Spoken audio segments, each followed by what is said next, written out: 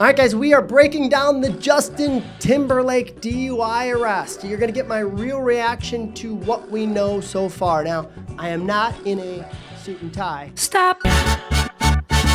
But I am prepared to tell you everything I know about the JT DUI arrest. Justin was pulled over this morning at 12:37 a.m. by police after he blew a stop sign and was swerving. This new surveillance video shows him driving on Main Street, about a half mile from where he was pulled over. It's okay to Video me. posted to Hamptons.com. Our source tells us Justin was cocktailing here at the American Hotel in Sag Harbor. That was ironically right next to the local police headquarters and the courthouse, where he was arraigned just hours later. Joining us from our affiliate in New York. Arraigned him, huh? They held him overnight. Each jurisdiction's different, nothing wrong with that. But here in Illinois, they, on a misdemeanor like this, first time DUI, no accident, nobody's hurt, right? It's like they're going to release you right from jail a couple hour, 2 hours, 3 hours later. But some places, they'll hold you overnight. They'll keep you in the drunk tank till you sober up. They'll bring you to court in the morning. It's always different. But I wish there's no body. I don't think we're going to see body-worn camera. To my knowledge, there's no body-worn camera on this yet. But man, do I want to see that. Jody Goldberg, who's in Sag Harbor.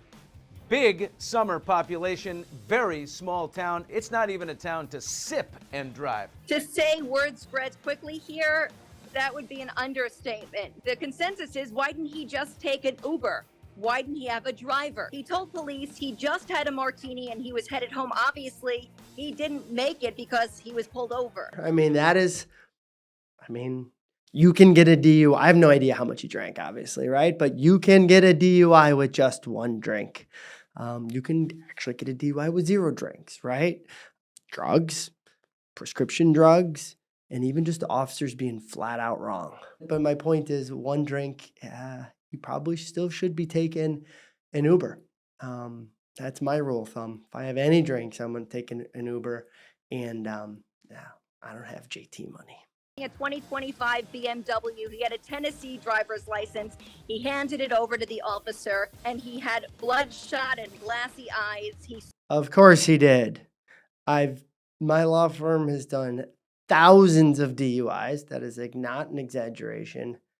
And pretty much every single alcohol-based DUI that I've ever seen has said that it is bloodshot, glassy, a strong odor of alcohol emanating from the driver's breath. So then the question is, does bloodshot, glassy eye, strong odor of alcohol emanating from the driver's breath hold any weight in court?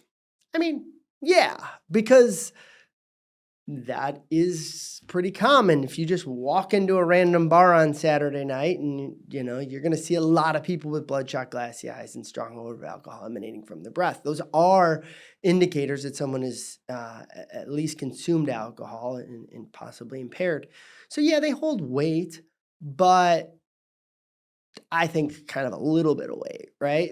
There's plenty of reports that say that, and then the end result on the case is still not guilty. So generally speaking, if I've seen it on every DUI, judges have seen it on every DUI, and it holds weight, but probably not a ton. They probably skip over it a lot like I do. Inability to divide attention. You know what that means? It's literally part of the manual. That is what they do. So what they were doing is they were asking him for his driver's license and registration. And while he's getting that out, they also ask him, hey, man, where are you coming from? Where are you going, right? So he's still trying to get those things while answer those questions. And the idea, at least according to law enforcement, is that a sober person can do that better than a person who's intoxicated, right? And so it's just a clue, an indicator of impairment, as they say. And you can see the officer wrote that right there. Very, very common across the country. You'll see a lot of people recommend, and this is not a trick to drive drunk. It's not. It's instead just to not get yourself caught up in something, even when you haven't had a single drink, is to have that stuff ready. Have your license and registration, insurance ready. Some people will say, have it right here in the visor. Boom. There you go. I've eliminated your divided attention test, right? because people get nervous when they're pulled over. Even you haven't had a single thing to drink, you haven't done a single thing wrong, you still do. Many people, many law-abiding citizens still get nervous. And so to have that stuff ready eliminates the possibility that you were unable to divide your attention. Keep going here. He's unsteady afoot. Yeah, JT, you can't rock your body. You can't rock your body when you're out there doing standard field sobriety tests. There's a lot of different ways to, you can just observe somebody sort of swaying, right? Using the door to sort of prop themselves up as they get out of the car. There's a lot of different ways that somebody, you get it. You've probably all seen somebody who's intoxicated. We all kind of know what unsteady afoot is generally, but that's where the video comes into play because the officer's interpretation of that, at least in many cases I've seen, is a bit exaggerated. No idea if it was here. I had one martini, and I followed my friends home. That is an admission to consuming alcohol. So the officer's suspicions, right, and the odor of alcohol emanating from his breath, confirmed, right, by JT's own admission. Then he gets him out of the car, and so while conducting the walk and turn, WAT, walk and turn, that is a standard field sobriety test, and the OLS, one leg stand test, so that's 2 right there, 2 of the 3 common tests, he was very unbalanced, an unbalanced man, which, you've seen this guy's moves, right? I mean, flawless. So for him to be unbalanced out there, does cut against him, right? Like we know, so here, this is interesting. Like we have clients that in open court, and it's always we prep our clients and let them know that we're about to make this argument, but there's no question that these tests, the walk and turn and one-legged stand, the reliability of them, right, is reduced when a person has an injury or is at least 50 pounds overweight. In fact, the police manual, the NHTSA manual itself says that when someone is at least 50 or more pounds overweight, the reliability of the test is decreased because that person naturally would have a harder time standing on one leg or walking in this sort of weird tightrope manner. We make that argument in court, like my client, judge or jury, my client is 50 pounds or more overweight, right? That's not going to be an argument here for Justin Timberlake. And in fact, everyone knows the guy's good on his feet. So, it does in some sense, you see him and if he is stumbling around, you're like, yeah, man, that's not the expected behavior from him. That's not what we're used to seeing.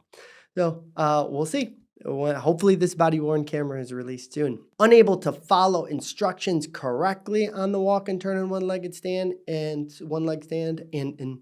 what that is, that's significant because people don't realize it, but while the officer is giving you instructions on how to perform this test, you're already being tested. So you think you're just like standing there and listening. You're not. You're already under the test because they have you stand in a unique position with one foot in front of the other, arms at your side. And that's how you're supposed to stand to get the instructions, which is weird, right? Like that's not how somebody normally stands, but they instruct you to stand like that and then pay attention.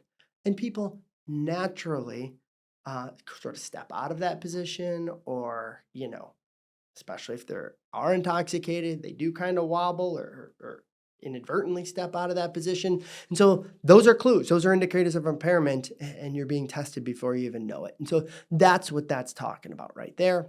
And the final line here is unable to focus on speaking while looking for vehicle registration. That's the divided attention. So this officer, Arkinson, 120, star 124, he, whatever.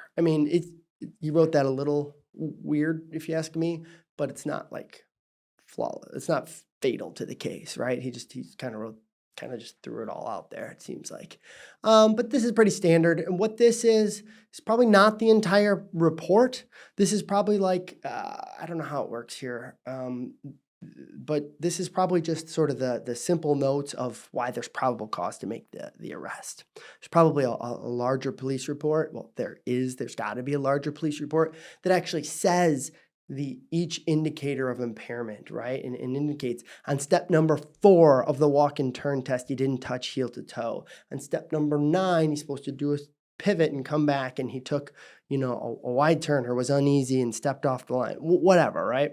On the one leg stand, he's supposed to stand there and with your feet 6 inches off the ground and count to 30. And, they're going to say at count number 7, his foot touched and he brought it back up. Very, very detailed things in the actual police report. What we're seeing here is probably just a probable cause sort of bit of notes here. So yeah, everyone like news and people are like taking this as the facts. They're not the facts. This is the officer's notes of why he had probable cause. There's, like I said, there's going to be more details. There's going to be a video. These are not facts. These very much will get cross-referenced at least with the video. And in fact, I would say that there's probably multiple videos. We saw like the car driving by, but I mean like the officer will have body-worn camera, this is such high def, there really is, really good high definition, great audio on these body-worn cameras these days. Also, I'll bet you that officer has dash camera, right on like sort of the rear view mirror. It's facing forward and probably facing into the back seat of his car once the person is in custody in the back. There's cameras that also pick up audio. So there's going to be plenty of video, and that's how the sort of veracity of this and in the larger police report are going to be tested, right? Well, inability to divide attention. Well, it's not what I saw on video, right? He got his registration and he told you where he's going, or whatever the case may be. Very unbalanced. That's pretty subjective. Justin, you've never done these tests before. No. Did the officer give them give good instructions? My understanding is this officer's only been on the job a few months. I bet you I can poke a lot of holes in this officer's instructions. I'd be very surprised if he gave perfect instructions. So those are things that the defense attorney does, and then ultimately it is up to a judge or a jury to determine if these are facts. And I promise you, I don't know any more about this case than you do, but I promise you there are plenty of things that his attorney is going to be able to poke holes in. Whether or not they go to trial, I have no idea, right?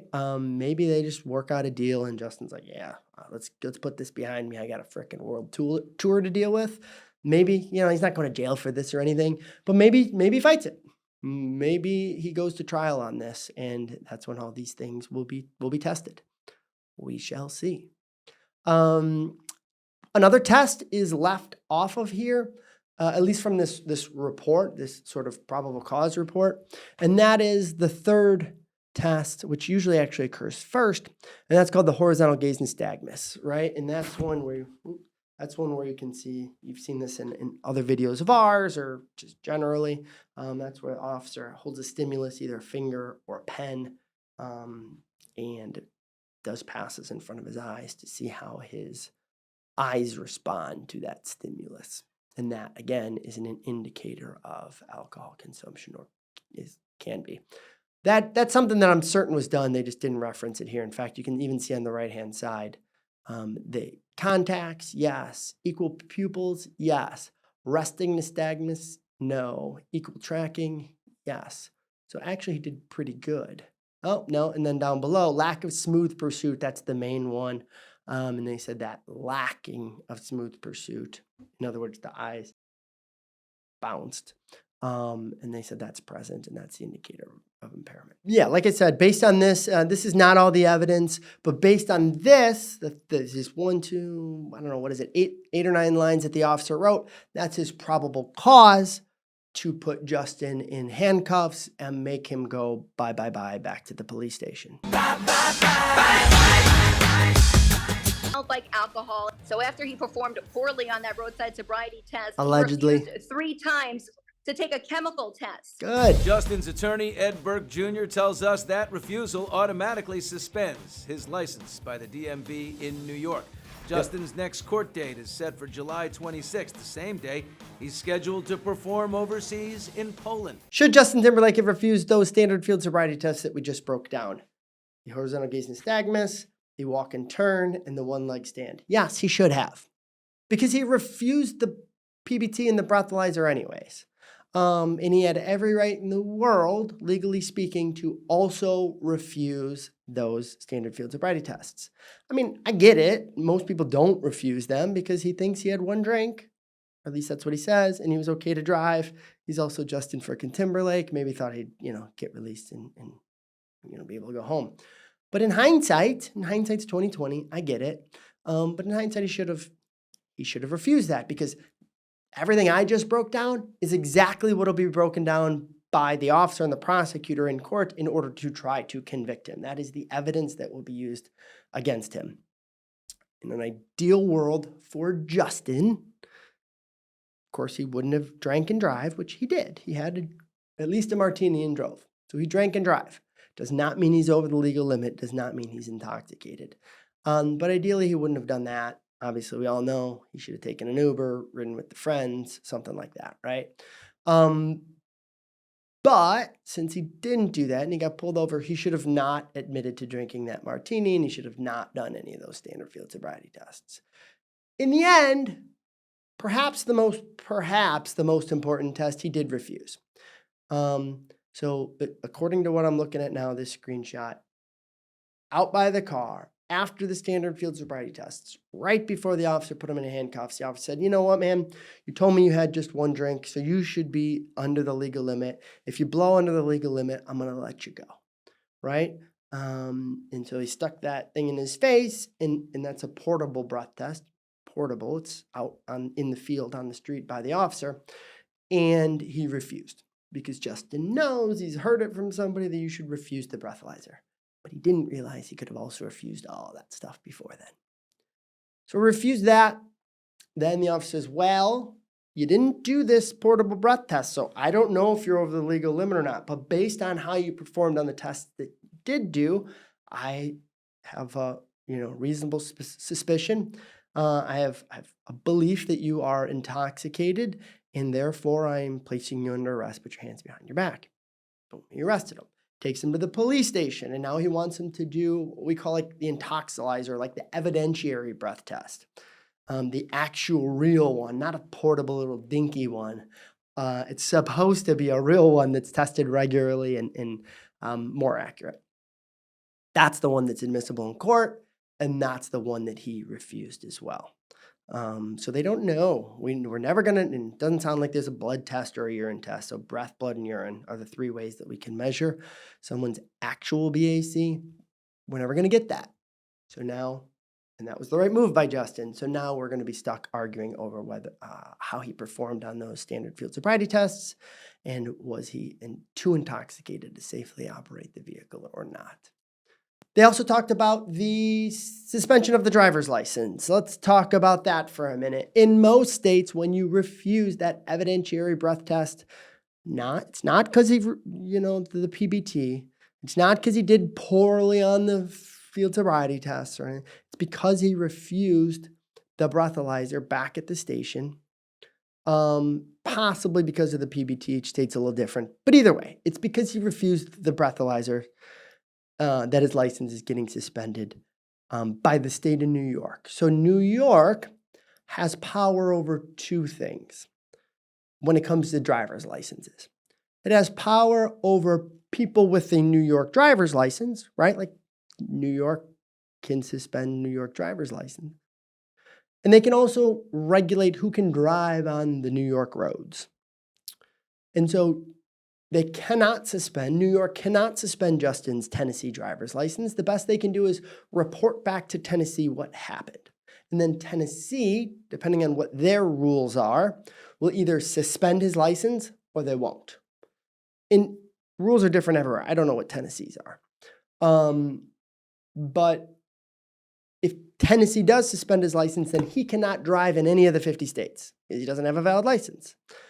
If Tennessee does not suspend his license, then he's only prohibited from driving in New York, because New York they said, well, I can't suspend your license, Justin, but we can prohibit you from driving legally. Even with that valid Tennessee license that remains valid, we can prevent you from driving in New York. So that's how that works. So he won't be driving in New York unless the officer his defense attorney challenges that and wins. Technically, when you're arrested this is probably a misdemeanor, but it's a criminal charge, I think, in New York. And technically, I'm sure that you're not supposed to leave the state while you're out on bond, right? He got what we call an I bond. He's released on his own recognizance. There's no chance he's gonna go flee and not show up to court, right? So he's not a flight risk. He's also not so that's what a judge is thinking about when they're deciding whether or not to release somebody after an arrest. Are they a flight risk? Are they gonna show up in court? Justin Timberlake is.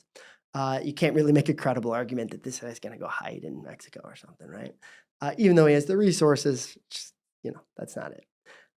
The other thing is he a danger to the community? No, not on a first-time misdemeanor like this. We can argue that was dangerous, sure, and I'd support you in that argument. But generally speaking, for purposes of releasing him, I have a client who it's his 4th DUI. Yeah, they made a really strong argument that he's a danger to the public, right? But in this case, they're not going to, not on a first-time DUI with no accident.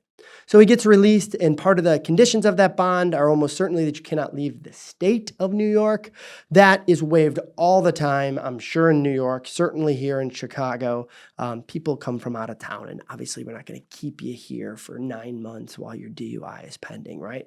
Judge signs off, gives you permission to go back home, to travel freely, whatever the case may be. Someone like Justin Timberlake, I'm sure he's hired a good attorney, and that attorney is going to get signed off by the judge that Justin can go travel throughout the world, and he promises to be in court. Or they may even got his court appearance waived. That's not crazy either, is to waive an occasional court appearance. He'll probably be there on the 26th, but who knows? You can get it waived, right? Joining me to discuss it is criminal defense attorney Mercedes Colwin. Mercedes, 3 refusals of a breathalyzer while he claims that he only had 1 martini. How is that going to affect what he faces criminally for this? Great question, Abby. So it really boils down to this. If you refuse to take a breathalyzer test, you could be subject to a year suspension of your license and also a fine. And it could be an adverse inference when you go to trial. Thankfully, JT has a great attorney who's very well versed in this area of the law. He will probably have it pled down, not to driving while intoxicated, which is what he's charged with, which is a misdemeanor, subject to a year in jail and some other penalties, down to a driving while impairment, which is, it's 15 days in jail, and it's not going to happen. He's not going to. But refusing a breathalyzer, is that something that you should advise anybody to do? He's not going to jail. I know there's a lot of Timberlake fans out there, and believe me, it'd be tearing up my heart too. If he was going to go to jail, but he's not. That's $1 million question. It really depends. If you are as a criminal defense attorney, if you say to your client, if you're super inebriated, maybe it's something you should reconsider and not take a breathalyzer test, and then just take the penalties and the adverse inference, because if you are super intoxicated, there are other penalties that attach. Yeah, that number becomes right. Yeah. Exactly. The blood alcohol content is much greater. I don't really like this advice. Only refuse the breathalyzer if you're super hammered. Well, yeah, but you're super hammered, and there's all this other evidence then, right? I think it's really the edge cases where the breathalyzer matters most, right? You seem fine. It's I don't know. But then they do the breathalyzer, and they're slightly over the legal limit, and their case is cooked. So, I think if you're on CNN, and our audience is, I think, slightly smaller than CNN's, but if you're on CNN and you're out there giving blanket advice, I think the best advice is to refuse the breathalyzer if you've been drinking at all, because it's the edge cases where, an officer's not sure, and he's going to kind of, go out of his way to try to get you to do that breathalyzer. and you should refuse this because if an officer can find something to pin against you, he will. This I promise you. This I promise you. All right, so a good question is like, how do these commenters, me, this person, whomever, news reporters, how are they predicting what the outcome of the case is? Like she said, this would probably get pled down from a DUI to something lesser. How does she know that? Is it because, Justin's going to get all this favorable treatment? No, I don't think so. I mean, he may get slightly favorable treatment, right? It's a high-profile case because it's a high-profile defendant. But I think there's a lot of people out there who would, for a first-time DUI, a refusal of the breath. In other words, the prosecution's case is not airtight. A otherwise upstanding member of the community, no accident, no injuries, no fighting with the police officer, stuff like that, right? Tons of what we call mitigation, right? Like he's not a career criminal. I think a lot of people would probably get that deal. I don't know in New York, but certainly here in Illinois, there's an argument to be made for a lesser charge. So I don't think it's out of the ordinary or like wrong or anything improper or indicates anything improper by trying to sort of say, if he's going to plead this, he can probably get the good attorneys probably get it pled down. That's just based on what we know about it, right? And there's nothing too crazy and egregious about it.